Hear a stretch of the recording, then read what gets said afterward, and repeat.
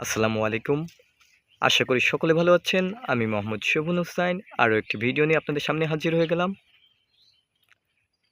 আজকে চলে এসেছি আরও একটি অন্য মাঠে। আপনাদের দেখাতে চলেছি দুধসর্বী কলা।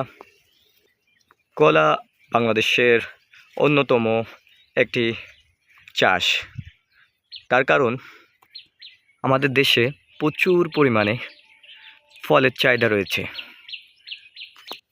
তার বেশিরভাগ দিয়ে আমরা কলা দিয়ে পূরণ করি। তার কারণ কলা আমরা 12 মাস পেয়ে থাকি। অন্যান্য ফল মৌসুমে ছাড়া পাওয়া যায় না তেমনটা। তার কারণ এই জন্য কলার আলাদাভাবে কদর রয়েছে। আপনারা দেখতে পাচ্ছেন কলার কাঁদিটা কত বড়। এটা দুধসর্বী। এর এক একটা খাদির দাম 12 থেকে 1500 টাকা।